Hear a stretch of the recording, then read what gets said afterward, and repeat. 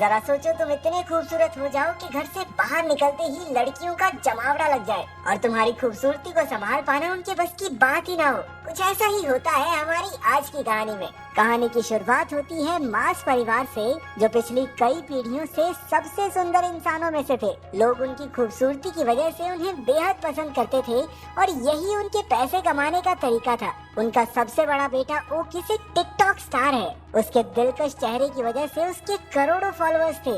इसके अलावा वो आम लड़कों की लड़कियों से सेटिंग करवाने में भी मदद करता था। उसका बाप पार्कर भी अपने समय में हद से ज्यादा खूबसूरत था, जो आए दिन लड़कियों का दिल तोड़ता था। उसने 1200 से ज्यादा लड़कियों को डेट किया था और आखिरकार उसे अपने बच्चों की माँ मिल गई। उसकी माँ भी काफी खूबसूरत थी, लेकिन थोड़ा आदमियों की तरह। अबे इसकी तो मूंछें भी हैं। उनका छोटा बेटा कुलीन घर में सबसे ज्यादा सुंदर है। पूरे परिवार को अपनी खूबसूरती पर नाज था, लेकिन कुलीन चाहता था कि वो एक आम जिंदगी गुजारे। वो अक्सर सोचता था कि अगर वो थोड़ा कम सुंदर होता तो हर बार बाहर निकलने पर उसके पीछे लड़कियों की भीड़ ना पड़ती। उसके सुंदर चेहरे की एक झलक देखते ही लड़कियां पागल सी हो जाती। किसी की नाक से खून बहता तो कोई अपने बाल नोचकर इधर उधर कूदने लग जाती। नतीजा ये हुआ कि कुलीन की आज तक किसी लड़की से बात तक नहीं हो पाई थी। वो ज्यादा बाहर नहीं जाता था और अब तक घर से ही पढ़ रहा था। कुलीन के पास अपनी मछली के अलावा बात करने के लिए कोई भी नहीं था। वो अकेला ही पत्ते खेलते हुए मछली से बातें करता रहता। उसके इस बर्ताव से उसके परिवार को काफी चिंता हो रही थी। ओकिस कई बार उसे सुंदर लड़कियों की तस्वीरें दिखाकर पंप देता कि जा भाई, दुनिया में लड़की लड़की पटा, क्या कर रहा है तू। लेकिन कुलीन कहने लगा कि उसे एक ऐसी लड़की चाहिए जिसे उसकी सुंदरता से फर्क ही न पड़ता हो। वो चाहता था कि लड़कियां उसके दिल के लिए उसे पसंद करें। जब कोई तरकीब काम नहीं आई तो परिवार वालों ने एक नया तरीका सोचा। उन्होंने गरीब होने का नाटक करने का प्लान बनाया ताकि वो कुलीन को स्कूल जाने पर मजबूर कर सकें। एक रात जब कुलीन पानी पीने उठा तो उसने अपने माँ बाप को बात करते सुना कि अब से वो लोग नाश्ते में सिर्फ अंडे खाया करेंगे ताकि कुलीन को घर से पढ़ाने के पैसे जमा हो सके।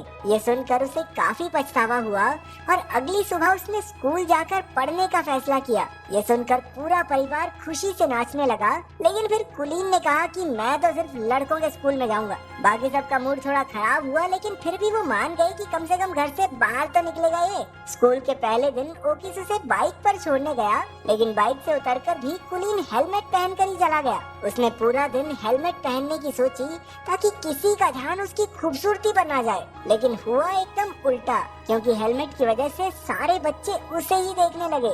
उसे परेशान करने सिडी नाम का एक लड़का और उसके चेले आ गए। जब टीचर आई तो उसने कुलीन को हेलमेट उतारने को कहा। ना चाहते हुए भी कुलीन को अपना हेलमेट उतारना पड़ा और सबने उसका दिलकश चेहरा देख लिया। इसके बाद तो टीचर सीधा हॉस्पिटल में पहुंच गई, क्योंकि कुलीन को देखते ही उसकी सांसें थम गई थी। कुलीन सीधा घर की ओर भागा, लेकिन बदमाश लड़कों ने उसे रास्ते में ही पकड़ लिया। उसे स्टोर रूम में लाकर वो लोग सुपर हीरोज की तरह अपनी पहचान बताने लगे। ये तीनों पिछले 3 साल से स्कूल में पढ़े थे, क्योंकि सिडी को बस बीबीएम स्कूल की सबसे सुंदर लड़की अमेंडा के साथ ही पार्टी में जाना है। अमेंडा सिर्फ सुंदर लड़कों की बात ही सुनती है, इसलिए उन्होंने कुलीन को अपना डाकिया बनाने की सोची। फिर उन्होंने कीबो नाम के एक शरीफ लड़के को धमका कर उसका साथी बना दिया। कुछ देर बाद कुलीन प्रिंसिपल के पास इन बदमाश लड़कों की शिकायत करने पहुंचा। प्रिंसिपल बेचारा खुद ही अपने बेटे की वजह से परेशान था। वो उल्टा कुलीन से ही कहने लगा कि लड़की पटवा दे भाई इस बावली बूथ से, ताकि जल्दी से जल्दी स्कूल को छोड़ के जाए। उस रात कीबो और कुलीन ने अगले दिन ये काम करने का फैसला किया। कीबो के रूप में एक अच्छा दोस्त पाकर कुलीन को काफी खुशी हुई। अगली सुबह वो दोनों बीबीएम स्कूल पहुंचे, जहां उन्हें देखते ही लड़कियां चिल्लाने लगी, ये हेलमेट वाले लड़के को बाहर निकालो, पता नहीं कितना बुरा दिखता होगा। सभी लड़कियों ने मिलकर कुलीन को हेलमेट उतारने पर मजबूर कर दिया। जैसे ही उसने हेलमेट उतारा, पूरे स्कूल में तहलका मच गया। कुछ घंटों बाद तो टीवी पर खबर आ रही थी कि कुलीन की वजह से लड़कियां पागल हो रही हैं। किसी की नाक से खून बह रहा था तो कोई इधर उधर उल्टी फुल्टी हो रही थी। स्कूल की सबसे खूबसूरत लड़की अमेंडा को भी उसे न्यूज पर देखते ही उससे प्यार हो गया। उसने ठान लिया कि कुलीन को अपना बनाकर ही रहेगी। जब खबर चारों ओर फैल गई तो हजारों की तादाद में लड़कियां कुलीन के घर के बाहर इकट्ठा होने लगी। उसके परिवार वालों ने घर में एंट्री के लिए टिकट बेचकर पैसा कमाना शुरू कर दिया। जब कुलीन ने छिपकर ये सब देखा तो उसे समझ आया कि उसके परिवार ने ही उसका इस्तेमाल किया है। जब उन्होंने उसे कॉल करके घर पर वापस बुलाया तो कुलीन ने लौटने से साफ इनकार कर दिया। और तो और इतनी सारी लड़कियों की वजह से अपनी मछली की बुरी हालत देखकर उसका दिल और टूट गया। अब वो एक बिल्डिंग की छत पर उसे ढूंढ रही लड़कियों से छुपता फिर रहा था। अचानक एक लड़की ने पीछे से आकर कहा, छलांग वलांग मारने का तो प्लान नहीं है ना तुम्हारा? कुलीन हैरान होकर उसे देखने लगा, क्योंकि वो पहली लड़की थी जो उसे देखकर बेहोश नहीं हुई। उसे देखकर कुलीन के दिल की धड़कन बढ़ने लगी और वो कुछ बोल तक नहीं पाया। इसके बाद वो लड़की भी कुछ नहीं बोली और वहाँ से चली गई। कुछ देर बाद वो कीबो के घर रात गुजारने पहुँचा। कीबो और उसकी दादी ने उसका काफी ख्याल रखा। कीबो के कमरे में कुछ बहुत ही रेयर कार्ड्स को देखकर वो काफी खुश हुआ, क्योंकि उसे भी ऐसे कार्ड्स कलेक्ट करने का शौक था। अगले दिन दोनों छत वाली लड़की को ढूंढने लड़कियों के स्कूल में गए। वहाँ पर उनकी मुलाकात अमेंडा से हो गई, जिसे उन्होंने सीडी का खत दे दिया। अमेंडा कुलीन की खूबसूरती से फर्क न पड़ने का नाटक करने लगी, लेकिन जैसे ही वो गया अमेंडा की नाक से भी खून निकलने लगा। कुलीन को सीढ़ियों पर वो लड़की फिर से दिखी, लेकिन अपने आसपास लड़कियों के झुंड की वजह से वो उससे बात नहीं कर पाया। अगले कुछ दिनों तक कुलीन और कीबो साथ रहे और दोनों में गहरी दोस्ती हो गई। अगले दिन कीबो कुलीन को फुटबॉल देखने साथ ले गया, जहां वो अक्सर रेरे नाम की लड़की से मिलने जाता था।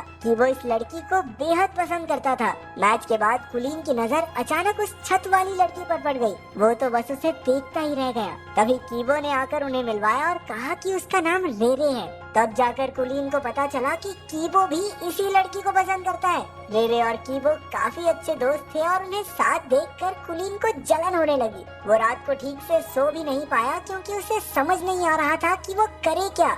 आखिरकार उसे याद आया कि उसका भाई ओकिस भी तो लव गुरु है, उससे मदद मांगनी चाहिए। अगली सुबह कुलीन को अपने सामने देखकर ओकिस की तो आंखें भर आई। वो कुलीन को लड़कियों से बात करने में कब से मदद करना चाहता था। अब तक कुलीन ने अपने परिवार को भी माफ कर दिया था, क्योंकि अगर वो बाहर न जाता तो रेरे से उसकी मुलाकात भी न हो पाती। फिर दोनों भाई सामान लेने गए, जहाँ ओकिस ने बताया कि कुलीन उस लड़की को कैसे पटा सकता है। कुलीन ने बिल्कुल वैसा ही किया, लेकिन उसे एहसास हुआ कि वो रेरे को उतना नहीं जानता जितना कीबो जानता है, लेकिन वो फिर भी हार नहीं मानना चाहता था। एक दिन अमेंडा ने लड़कों के स्कूल में आकर कुलीन को अपने जन्मदिन की पार्टी का न्योता दिया और साथ साथ एक फोन भी थमा दिया कि बाबू मुझे इससे कॉल करना, ठीक है। फिर शाम को कीबो, कुलीन और रेरे घूमने गए। वहाँ कुलीन समझ गया कि रेरे भी कीबो को पसंद करती है। उन्हें साथ देखकर उसे जलन महसूस हो रही थी। बाद में कीबो के जाने पर उसने सीधा रेरे से पूछ लिया कि क्या वो कीबो को पसंद करती है। पहले तो रेरे नहीं मानी, लेकिन जब कुलीन ने झूठ कह दिया कि कीबो तो अमेंडा से प्यार करता है, तो अचानक से रेरे का मुंह उतर गया। अब ये साफ था कि रेरे को भी कीबो पसंद है। इसके बाद घर लौटकर कुलीन ने अमेंडा को फोन करके उससे कुछ मदद मांगी, और वो तो कुलीन के प्यार में कुछ भी करने को तैयार थी। फिर अगले दिन अमेंडा के बर्थडे पर कुलीन और कीबो दोनों पहुँचे, तो अचानक से अमेंडा ने कुलीन को छोड़कर कीबो पर ध्यान देना शुरू कर दिया। वो उसे खींचकर साइड में ले गई और तभी रेरे भी पार्टी में आ गई। रेरे की नजर अमेंडा पर पड़ी, जो कीबो को किस कर रही थी। ये देखकर उस बेचारी का दिल टूट गया और वो वहाँ से भाग निकली। उसके पीछे पीछे कुलीन ने भी जाकर अपने प्यार का इजहार कर दिया।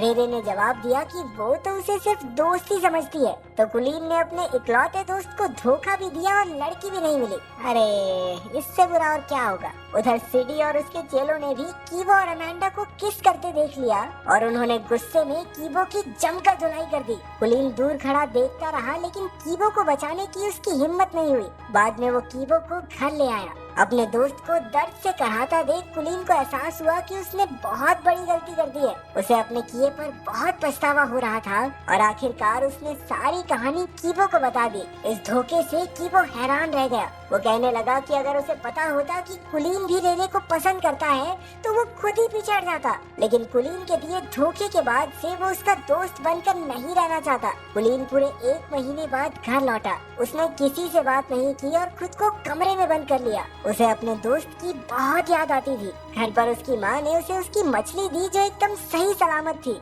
अपनी माँ की बातें सुनकर कुलीन को एहसास हुआ कि लोग उससे कितना प्यार करते हैं। अब उसने फैसला किया कि वो कीबो को जरूर मना लेगा। अगली सुबह उसने रेरे को जाकर सब सच बता दिया। इसके बाद उसने कीबो के पास जाकर उससे माफी मांगने की कोशिश की, तो पहले तो कीबो नखरे मारता रहा, लेकिन बातों बातों में कुलीन ने कीबो से बुलवा लिया कि वो रेरे को कितना प्यार करता है। बाद में पता चला कि रेरे फोन पर सब कुछ सुन रही थी। आखिरकार उन दोनों के बीच की गलतफहमियां दूर हो गई थी। कुछ दिन बाद सब डांस पार्टी में गए, जहां कीबो की पार्टनर रेरे थी और कुलीन की पार्टनर अमेंडा।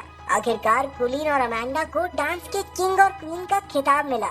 जहां एक और सारी लड़कियां उसे स्टेज पर देखकर पगला रही थी, वहीं उसे एक लड़की की आवाज आई कि इतना भी अच्छा नहीं दिखता ये सुनते ही कुलीन का दिल एक बार फिर से जोरों से धड़कने लगा और उसकी नजरें इस अनजान लड़की को ढूंढने लगी।